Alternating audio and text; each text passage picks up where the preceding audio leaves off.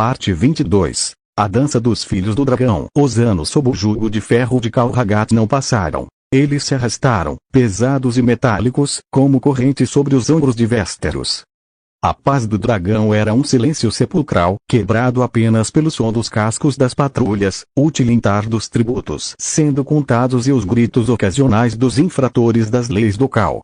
No centro do turbilhão, a próxima geração de Targaryens crescia, nutrida no leite azedo do poder absoluto e da paranoia. Os filhos legítimos, os príncipes e princesas nascidos das Khaleesi, eram criados na Fortaleza Vermelha como joias em uma câmara forte. Eles aprendiam a história dos Targaryen como um épico de pura conquista, onde Aegon era um fraco por ter permitido que Dorne permanecesse independente. Seus tutores eram uma mistura de septões quebrados, mestres intimidados e cos-veteranos. Aprendiam a língua comum, a língua Dothraki, e a única língua que realmente importava, a do poder. Seus berços eram adornados com dragões de ferro, seus brinquedos eram miniatura de Arrax, e suas primeiras lições eram sobre lealdade ao pai, o Deus King. Mas mesmo entre esses filhos dourados, as sementes da discórdia foram plantadas. Drogo Targaryen, o mais velho, filho de Azor Ahai, era a imagem do avô, grande, forte, com uma fúria silenciosa. Ele desprezava seus meio-irmãos mais fracos das Khaleesi Westerosi, vendo-os como contaminados pelo sangue dos conquistados. Maegor Targaryen, filho de Lyanna, era astuto e cruel, um mestre em manipular os outros irmãos e em detectar fraquezas. Aegon Targaryen, filho de Serala, era quieto e observador, com uma inteligência fria que assustava até seus tutores. Balerion Targaryen, o filho de Elyasance, herdara os olhos negros e o ódio fervilhante da mãe. Ele se aliou instintivamente a Vhagar, filha de Margaery, e Visenya, filha de Sansa, formando um bloco silencioso de ressentimento contra os filhos das Khaleesi Dothraki. Aerys Targaryen, filho de Yara Greyjoy, era um lutador feroz e teimoso, desprezando a corte e ansiando pelo mar e pela batalha. Rhaego observava essa dança dos filhos com interesse calculista. Ele não os unia, ele os colocava uns contra os outros. Promovia competições de equitação e combate entre eles, recompensando o vencedor com atenção e privilégios, e humilhando o perdedor. Ele fazia perguntas capciosas sobre lealdade, sobre quem seria o mais forte, sobre quem mereceria governar. Ele estava forjando não uma família, mas uma ninhada de dragões jovens e famintos, prontos para se devorarem. Enquanto isso, nos campos de forja, uma força ainda mais volátil crescia: os filhos da coroa. Entre os milhares de meninos recrutados à força, um grupo se destacava não pelo treinamento, mas pelo sangue.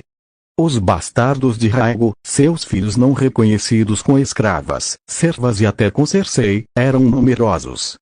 Crescendo sem o afago de uma mãe, apenas com o aço e o chicote, eles desenvolveram uma lealdade fanática e doentia ao pai distante, o deus guerreiro cujo sangue compartilhavam. Eles se chamavam de os Escaravelhos de Ferro, e seu símbolo era um escaravelho estilizado feito de lâminas quebradas. Eles eram os mais brutais, os mais implacáveis entre os guerreiros da coroa, vendo os outros recrutas como inferiores e desprezando os príncipes legítimos da Fortaleza Vermelha como príncipes de sangue fraco. O reino, por sua vez, não estava parado. Nas montanhas do vale, em bosques profundos do norte e nas enseadas escondidas das Ilhas de Ferro, a resistência não morrera, apenas se adaptara.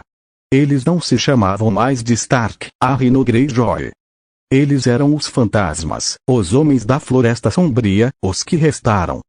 Sua guerra não era de batalhas campais, mas de ataques rápidos a caravanas de tributos, assassinatos de coletores Dothraki isolados e mensagens secretas pintadas com sangue em pedras. O fogo consome a si mesmo.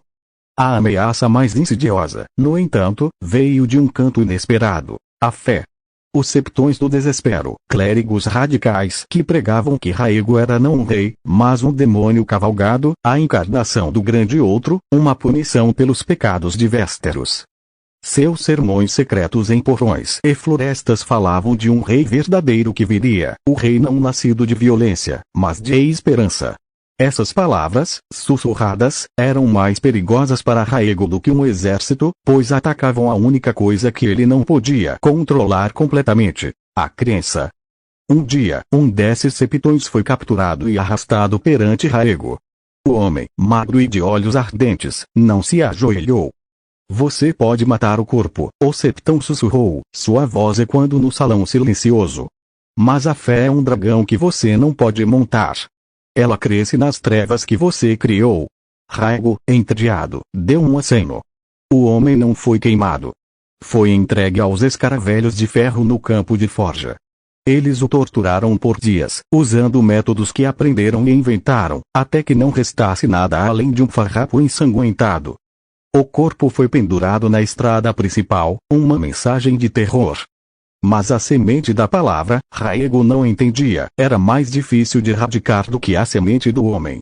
Sentado em seu trono, cercado por filhos que se observavam com olhos de rivais, por um reino que obedecia por medo e por um povo que começava a orar por sua queda, Kal'Raghat sentiu o primeiro sopro de um vento frio que não vinha do norte. Ele havia conquistado tudo, estrangulado todas as rebeliões abertas. Mas o império que construíra era uma colossal estátua de areia e sangue, e a maré, feita de ódio silencioso, ambição familiar e fé desesperada, começava a subir. A maior ameaça ao deus da guerra não era um exército. Era o próprio eco vazio de sua vitória, e os vermes que agora se agitavam nas entranhas de sua criação monstruosa.